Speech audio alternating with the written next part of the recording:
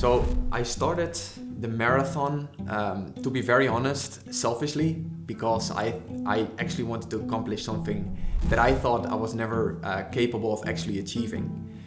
So I set out a goal for myself that was very far from where I actually was at that point up until a year ago.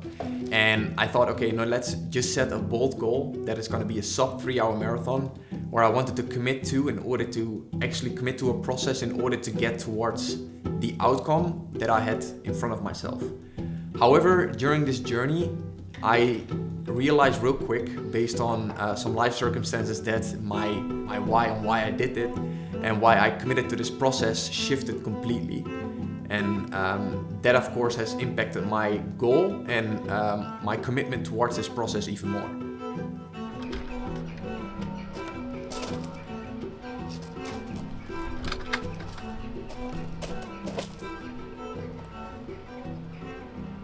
So my name is Carlos, I am 24 years old, and I see myself as someone who is very, very committed towards a specific process and an outcome that I'm right now working towards. So that's basically how I see myself.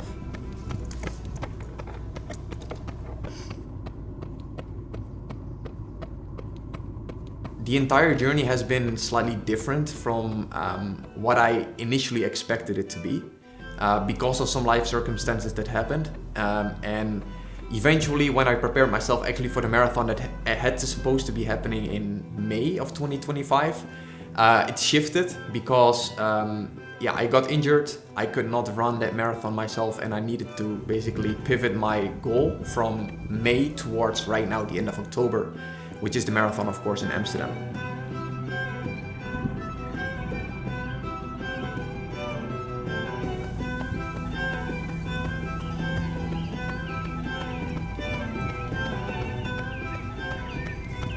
Even though I was injured, I kept training. Instead of like running, I went on the bike, and when I went on the bike, I still thought I was part of that process in order to maybe get towards the Utrecht marathon, which was happening in May. However, like later on, it actually showed me it was not possible. So I thought, okay, I can right now just sit back and do nothing, but then I will lose also all the fitness that I've accumulated over the last months of training that I've done. And I already knew that I wanted to set the next goal for myself. So because of that, I was also very conscious of the fact that I needed to keep training in order to not, let's say, lose fitness. So I can basically build on that foundation that I set for myself. This means that we are officially 18 days out from the Utrecht marathon. This also means that it has been over 4 months since I started documenting this journey to attempt my sub-3 hour marathon and share everything that I'm going through with you guys. But as of today, the first day of May, 18 days out, I'm still injured. Very conscious of the fact that when I set out the goal for myself, that I knew that I was gonna do everything in my capabilities in order to create the outcome that I wanted. So basically to control the controllables. And I believe that over time, accumulated in order to get me towards, I think how I see myself as a disciplined person right now. Even though life might be very hard at certain points, right, which it will always be, we can still do our due diligence in order to get towards the desired outcome, to get from point A to point B, and we can still do that job in order to get there. So even though life might be very, very, very hard right now, you can still do the work in order to get towards the outcome, and maybe even use that shit from the past as fuel for your future. Alright guys, so I just want to talk a little bit more about nutrition. Nutrition for myself is one of the most important aspects during the entire training, during the entire race. And that is of course what happens before, during and after the race itself. So I'm an advocate of consuming a lot of proteins consistently to help me recover. But on top of that, when we're getting close to the race day, I'm also consuming a lot of carbohydrates in terms of rice. And that will help me just, of course, recover well, but also gives me the energy to just be able to perform on the race or during the workout. So during the race itself, I'm also going to consume a lot of carbohydrates in the forms of gels. And these gels, that is something that I will take on kilometer 6, kilometer 12, 18, 24, 30 and 36.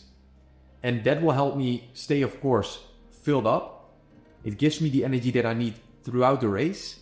And everything that I'm consuming right now leading up to race day will help me, of course, remain and sustain my energy, but also help me recover faster. So I'm as fit and as fresh as possible to be able to perform my best way possible on race day. So one of the things I've heard a lot is that people were talking about when the furnace is hot enough, everything will burn.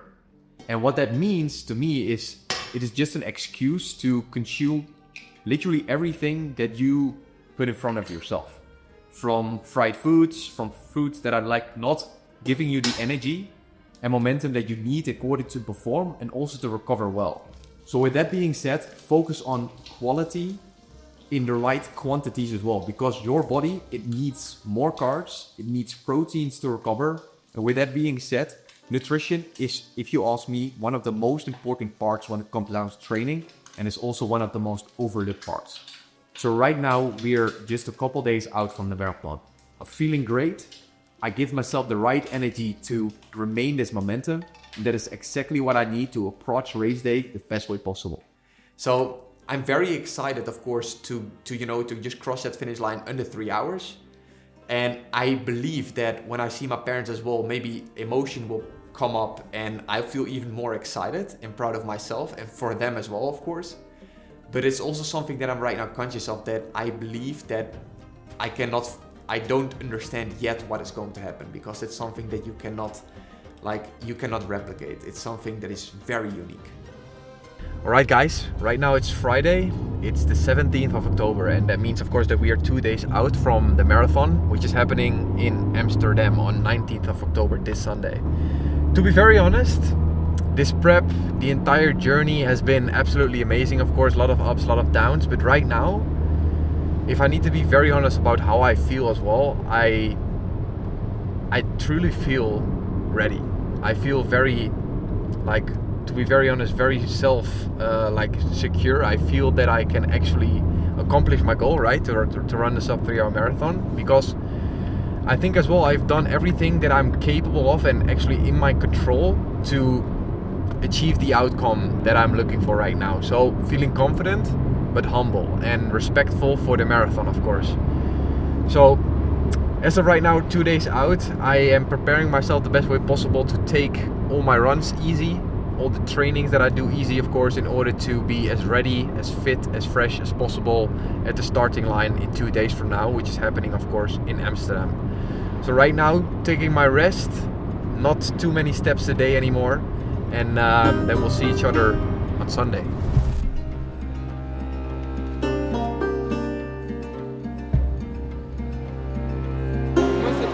Alright guys, we're right now at the Marathon Expo. As you can see, we're gonna pick up our VIP number, and then I'm just gonna walk around for a little here. I don't want to stay on my feet for too long, to be honest, to just take it easy for tomorrow. But yeah, after that, I'll head back to the hotel. We're right now gonna pick up the number, and then we have our last meal of the day. So let's see which stand we need to be at to pick up the number.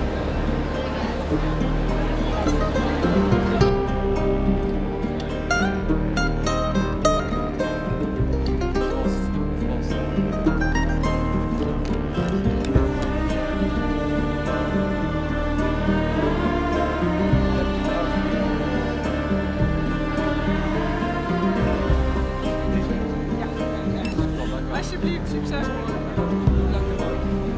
Not gonna worry.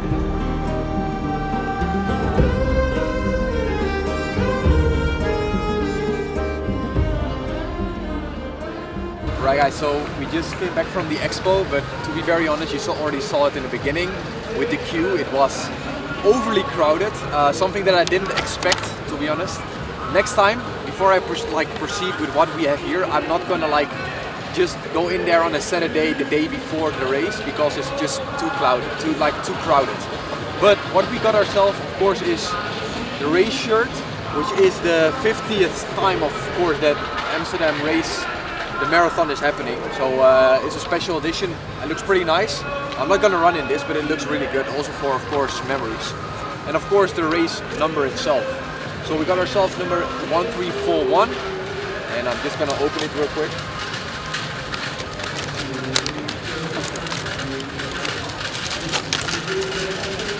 So yeah, as you can see, this is what we will put on our shirt, and where people can just track us on, of course, during the race.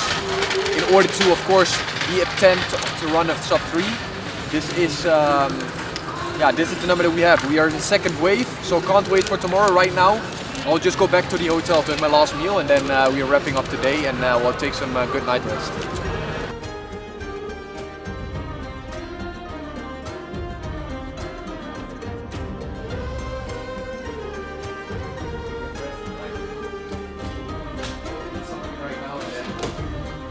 Just lay down because I'm not gonna walk anymore.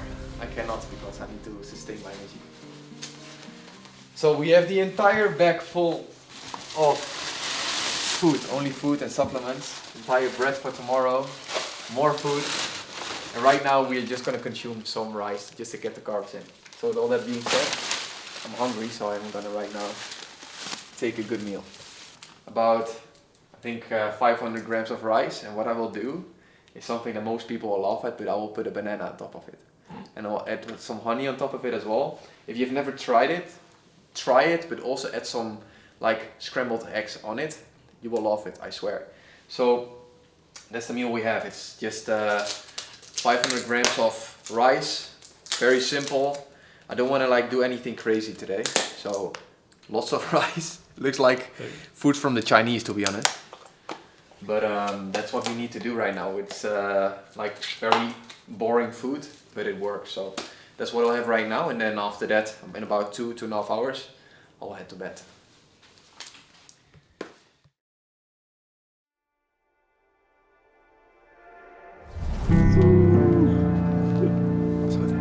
Ja. Heb je zin in? Ja, Lekker.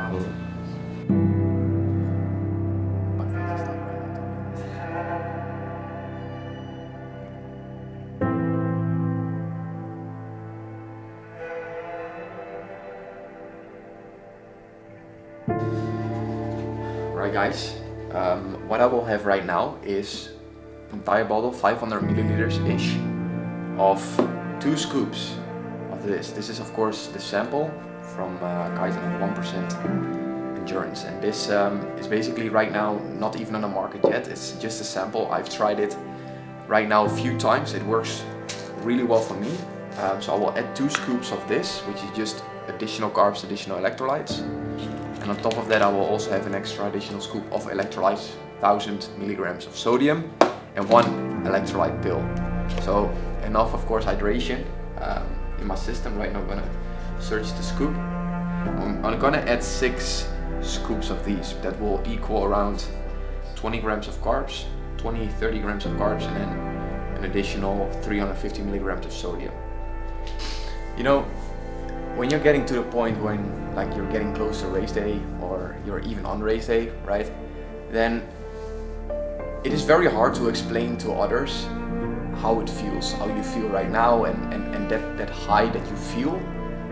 It is very hard to explain to other people around you, or to people you talk to, about when they ask you, hey, you know, how do you feel? Because honestly, this feeling that you have is something that is, let's say, accumulation of the work that you've been able to put in over the recent 10, 15, 20 weeks of training. And to get to this point, you reach a certain level of fitness. Most of us do. So when you are at your pinnacle, right? When you're at your fitness level that you've ever been in, and you're feeling ready, then it's very hard to explain how you feel, because you just want to run. You just want to go out. You want to basically give everything that you have worked for into, like, you get that into a result, right? And that high that I feel right now, to be honest, is very hard to explain to others. That's only something that you can get by doing the work. And you're then, of course, eventually the only person that you can cheat on, right? Because on race day, you will either be fit, so you can achieve your goal, or you will not be fit. And results cannot be fake. That's the most beautiful part of it, to be honest, in my opinion. Because if you've done the work, if you've done everything in your control, right? You've controlled the controllables, then it will it will present itself on race day. And if not, you know that you've not done the job that you needed to do in order to create the outcome that you decide. So that's for me the most beautiful part of it. You cannot fake it. So what I mean by this is also specifically about this card that my mother wrote for me. I basically found this yesterday, very funny story. I found this yesterday in between my laptop. When I opened it, it just says, honey, like, good luck. As you say yourself, you can do this. You got this. I love you so much, mom. You know, this is something that means a lot to me. Of course, this race, I will run for her. And you know, when she asked me yesterday as well about how I feel, that is exactly what I just explained. It's something that I cannot really explain because it literally takes 10, 15, 20 weeks to get to this point in order to reach that level of fitness again. And this reminds me again of, you know, this is the only person that cares about you the most in your entire life. And that's also the person where I'll do it for. Of course, for my father, for my mother. So this entire race is not just for me. Of course, I want to reach and achieve the Sub-3 marathon. But I will do this for them. And that makes me even more excited to just go out and run right now.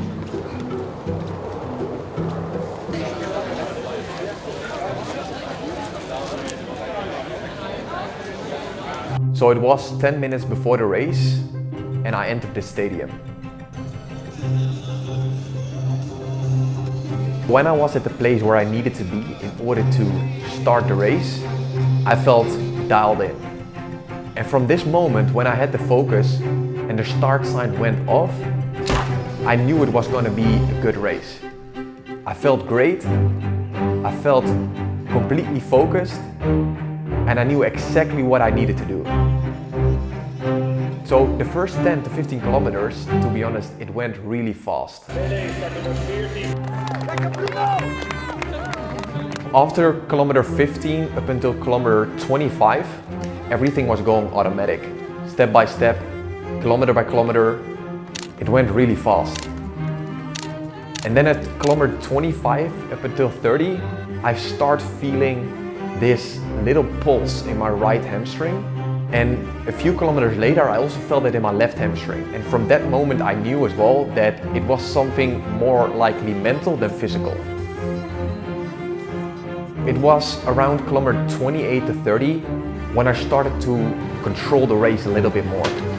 Because I knew if I went too fast, then it could work against me.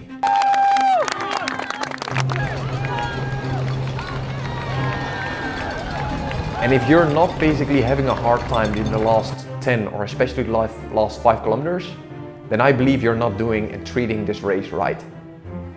It has to be hard, it's supposed to be hard, but that is exactly where we sign up for. And that is what I felt, especially from kilometer 36. I was having a very, very hard time. I was struggling, my pace went down, but I knew I was going to finish. At kilometer 38, when I was struggling a lot, I directly reflected back on what happened the night before, when I figured out that my mother put that little note in between my laptop to wish me luck and to basically put those final words in my mouth that I could do this.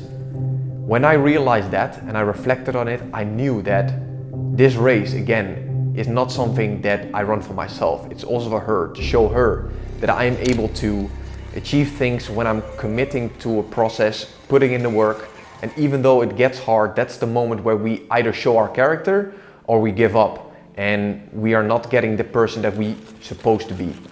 So I thought of her, I reflected back, and that moment gave me so much energy that I knew that I was going to get past that finish line, Sub-3, seeing her in the crowd, being proud, and especially showing her as well that pain that we have been through over the past months is nothing compared to that pain what I felt, especially during that moment itself.